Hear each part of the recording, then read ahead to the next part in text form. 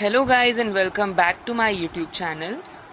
आज का टॉपिक है हमारा important practical questions with respect to semester 4। Let's begin. सबसे पहला सब्जेक्ट है मेडिसिनल केमिस्ट्री।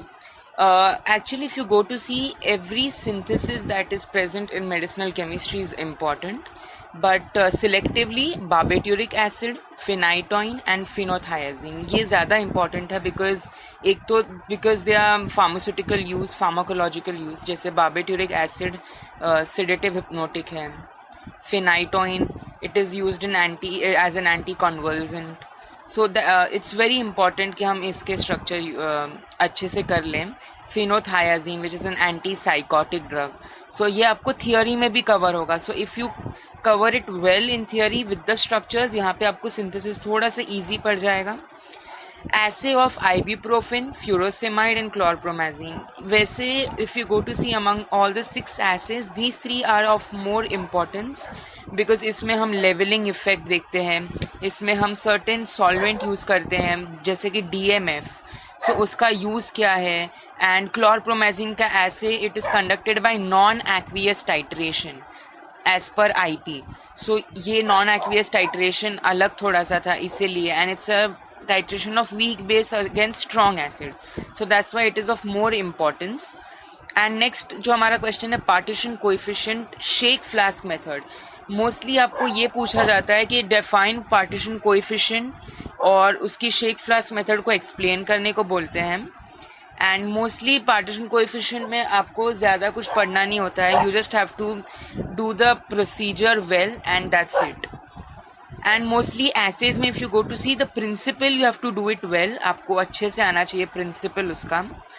एंड सिंथेसिस में भी अगर परसेंट ईल्ड निकालनी है तो उसका फॉर्मूला है, वो फॉर्मूला याद कर लेना, that is practical yield upon theoretical yield into 100।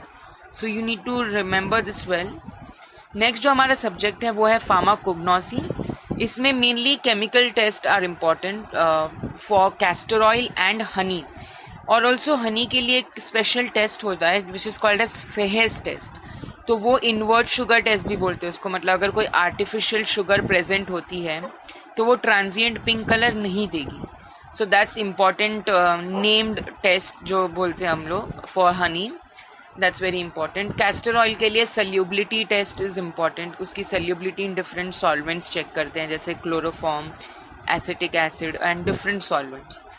Next जो हमारा क्वेश्चन है that's ash value and extractive value, उसकी definitions and classification. Mainly ash value जो है, 2 टाइप के ऐश होते हैं, एक होता है फिजियोलॉजिकल ऐश, एक होता है नॉन फिजियोलॉजिकल ऐश।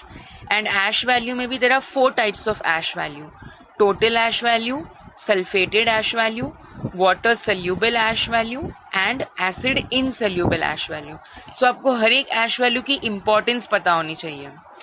जैसे कि sulphated ash value it is used mainly for exhausted products, certain low grade products के लिए, या फिर acid insoluble ash value it is used for earthy materials, for it is used for determination of earthy substances, so that's important। extractive value में भी there are 2-3 types of different extractive value, जैसे कि water soluble extractive value, alcohol soluble extractive value। उसके pharmacological uses भी, जैसे tannins के लिए कौन सा ऐश एक्सट्रैक्टिव वैल्यू यूज़ करते हैं, दैट्स इम्पॉर्टेंट। उसकी डेफिनेशंस भी कर लेनी है, उसका क्लासिफिकेशन जो है ash value and extractive value का, that's important. Next is determination of calcium oxalate crystals using micrometer. Eyepiece micrometer की मदद से हम लोग आराम से कैल्शियम ऑक्जेलेट क्रिस्टल्स को डिटर्मिनेशन कर सकते हैं। There are different types of crystals, you can determine, जैसे क्यूबिक है, प्रिज्म है, माइक्रोस्फेनॉइड्स है।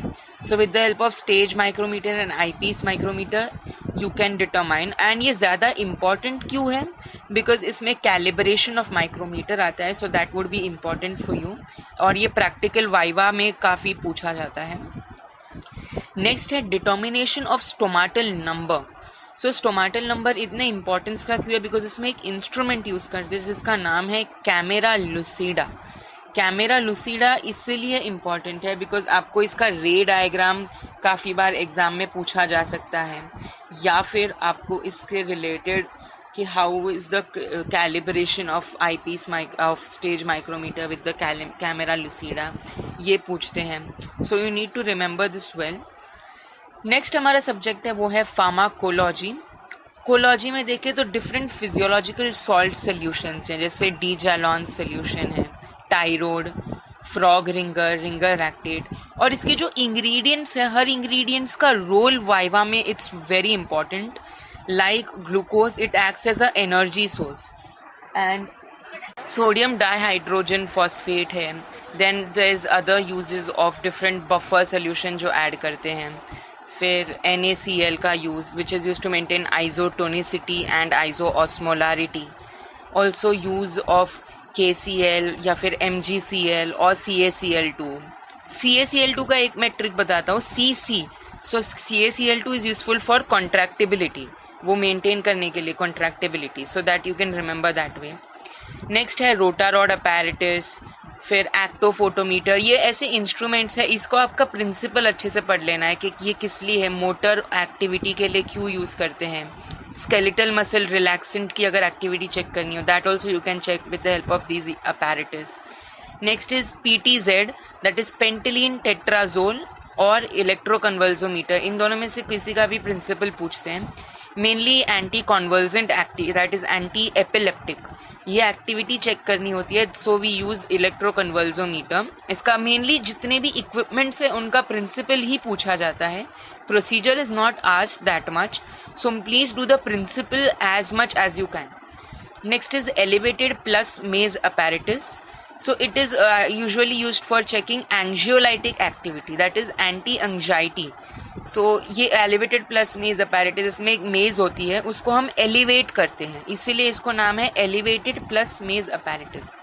Next is blood withdrawal techniques. Mainly दो टेक्निक्स होती है, एक होती है टर्मिनल, एक होती है नॉन टर्मिनल, जैसे कि cardiac puncture, retro orbital, axillary cut down. ये सारे ब्लड विड्रॉवल टेक्निक्स हैं. सो इसमें हम आपको क्लासिफिकेशन पढ़ना है, because that's asked in the viva a lot, so you need to do it thoroughly. आखिरी सब्जेक्ट है हमारा फिजिकल फार्मास्यूटिक्स. इसमें rate constant of acidic hydrolysis of aspirin which is a pseudo first order reaction. इसका procedure या फिर इसका principle कुछ भी पूछ सकते हैं, so you need to be prepared. फिर है experiment on sedimentation volume. Sedimentation volume पे यूजुअली पूछते हैं फ्लॉक्यूलेटेड और डीफ्लॉक्यूलेटेड का, और रेट ऑफ सेडिमेंटेशन, उसका फॉर्मूला. और procedure is not asked much, but उसकी डेफिनेशन, उससे related concepts. Next is determination of angle of repose. So angle of repose का formula tan theta is equal to H/R. ये पूछते हैं for sure, आपको पूछेगा वाइवा में. एंड एंगल ऑफ रिपोज अगर हाई होता है, अगर हायर एंगल ऑफ रिपोज होगा तो उसकी फ्लो प्रॉपर्टी कम होगी. सो यू ऑलवेज रिमेंबर कि इनवर्स प्रोपोर्शन होता है. Next is measuring viscosity using Brookfield's viscometer. So ये Newtonian as well as non Newtonian दोनों टाइप के फ्लूइड्स की विस्कोसिटी मेजर करता है. दैट इज वाई इसका ब्रूकफील्ड विस्कोमीटर इतनी ज़्यादा इंपॉर्टेंस रखता है. एंड ये बेसिकली टॉर्क जो होता है, torque, it measures torque, so that you need to remember. और बाकी सारे विस्कोमीटर्स जो हैं उसके मुकाबले में ये अलग है. दैट इज इट इज़ मतलब उसमें कप एंड स्टेशनरी हो गया, cup and bob, cone and plate, ये सारे अलग अलग विस्कोमीटर्स है. But Brookfield viscometer is a little different, so इसीलिए इसके एक्सपेरिमेंट में पूछा जाता है. सो आज के वीडियो के लिए बस इतना ही. अगर आपको मेरा वीडियो पसंद आया हो, so please do like, share and subscribe. Thank you so much everyone.